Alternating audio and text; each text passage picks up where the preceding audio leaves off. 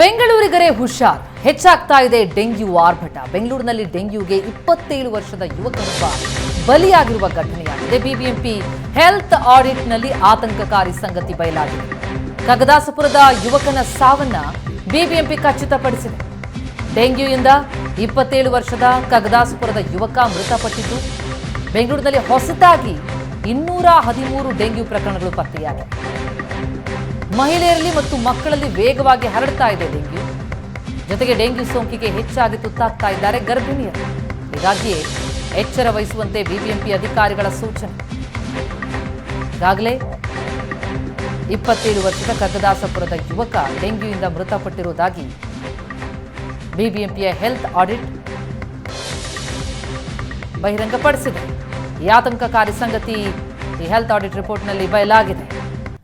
ಯಾವ್ಯಾವ ವಲಯಗಳಲ್ಲಿ ಎಷ್ಟೆಷ್ಟು ಡೆಂಗ್ಯೂ ಪ್ರಕರಣಗಳಾಗಿದೆ ಅನ್ನೋದರ ಡೀಟೇಲ್ಸ್ ಕೂಡ ನಾವು ಗಮನಿಸ್ತಾ ಇದ್ದೀವಿ. ವಲಯವಾರು ನಾವು ಗಮನಿಸ್ತಾ ಹೋದರೆ ಬೊಮ್ಮನಹಳ್ಳಿಯಲ್ಲಿ 122 ಪ್ರಕರಣ, ಪೂರ್ವ ವಲಯದಲ್ಲಿ 218, ಮಹದೇವಪುರದಲ್ಲಿ 386, ಆರ್ಆರ್ ನಗರ ವ್ಯಾಪ್ತಿಯಲ್ಲಿ 75 ಡೆಂಗ್ಯೂ ಪ್ರಕರಣಗಳು, ಬೆಂಗಳೂರು ದಕ್ಷಿಣದಲ್ಲಿ 190, ಬೆಂಗಳೂರು ಪಶ್ಚಿಮದಲ್ಲಿ 141, ಯಲಹಂಕದಲ್ಲಿ 90 ಆಗಿದ್ರೆ ದಾಸರಹಳ್ಳಿ 8 ಪ್ರಕರಣ, ಅಂದರೆ 1230 ಪ್ರಕರಣಗಳು ಬಯಲಾಗ್ತಾ ಇದೆ. ಒಟ್ಟಾರೆ ಹೊಸದಾಗಿ ನಾವು ನೋಡ್ತಾ ಹೋದರೆ 213 ಡೆಂಗ್ಯೂ ಪ್ರಕರಣಗಳು ಪತ್ತೆಯಾಗಿವೆ. ಜೂನ್ ತಿಂಗಳಿನಲ್ಲೇ 1742 ಮಂದಿಯಲ್ಲಿ ಡೆಂಗ್ಯೂ ಸೋಂಕು. ಈ ರೀತಿ ಡೆಂಗ್ಯೂ ಪ್ರಕರಣಗಳು ಹೆಚ್ಚಳವಾಗ್ತಾ ಇರೋದು ಎಚ್ಚರಿಸ್ತಾ ಇದೆ. ಬಹಳ ಎಚ್ಚರಿಕೆಯನ್ನು ವಹಿಸಬೇಕು ಅಂತ ಬಿಬಿಎಂಪಿ ಅಧಿಕಾರಿಗಳ ಸೂಚನೆ ಕೂಡ ಕೊಟ್ಟಿದ್ದಾರೆ. ಅದರಲ್ಲೂ 27 ವರ್ಷದ ಯುವಕನೊಬ್ಬ, ಕಗ್ಗದಾಸಪುರದ ಯುವಕ, ಡೆಂಗ್ಯೂ ಬಂದಿತ್ತು, ಡೆಂಗ್ಯೂನಿಂದಲೇ ಮೃತಪಟ್ಟಿರೋದು ಹೆಲ್ತ್ ಆಡಿಟ್ನಲ್ಲಿ ದೃಢಪಟ್ಟಿದೆ. ಬಹಳ ಎಚ್ಚರಿಕೆ ವಹಿಸಬೇಕಾಗಿದೆ. ಈ ಬಗ್ಗೆ ಡೀಟೇಲ್ಸ್ ಕೊಡ್ತಾರೆ ನಮ್ಮ ರಿಪೋರ್ಟರ್ ವಿದ್ಯಾ. ಈಗ ಸಂಪರ್ಕದಲ್ಲಿದ್ದಾರೆ. ವಿದ್ಯಾ, ಬೆಂಗಳೂರಿನಲ್ಲಿ ಡೆಂಗ್ಯೂ ಪ್ರಕರಣಗಳು ಜಾಸ್ತಿ ಆಗ್ತಾ ಇರೋದು ಬೆಳಕಿಗೆ ಬರ್ತಾ ಇದೆ. ಓರ್ವ ಬಲಿಯಾಗಿರೋದು ಆತಂಕ ಹೆಚ್ಚಿಸ್ತಾ ಇದೆ. ಹೇಗಿದೆ ಪರಿಸ್ಥಿತಿ? ಯಾವ ರೀತಿ ಎಚ್ಚರಿಕೆಯ ಅಗತ್ಯತೆ ಇದೆ?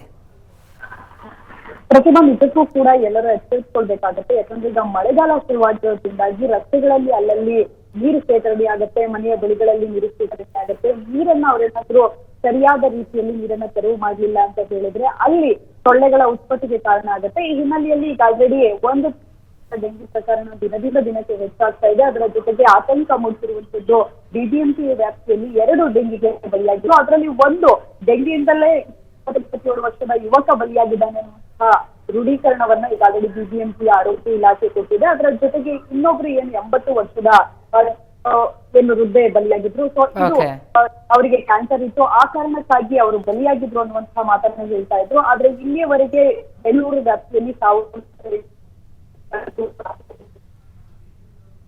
ಆಗಿರುವಂತದ್ದು ಆತಂಕ ಮೂಡಿಸ್ತಾ ಇದೆ.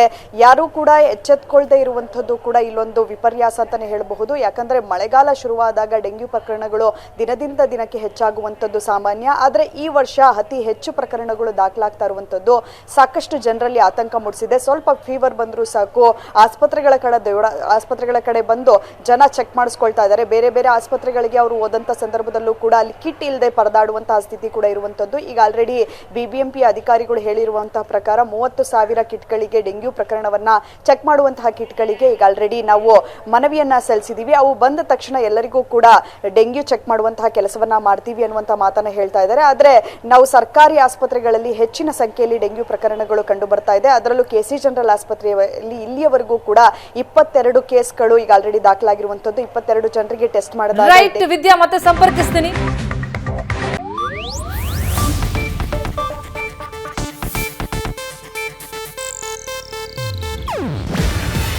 ಇದು ಏಷ್ಯಾನೆಟ್ ನ್ಯೂಸ್ ನೆಟ್ವರ್ಕ್ ಪ್ರಸ್ತುತಿ. ನೀವು ನೋಡ್ತಿದ್ದೀರಾ ಏಷ್ಯಾನೆಟ್ ಸುವರ್ಣ ನ್ಯೂಸ್.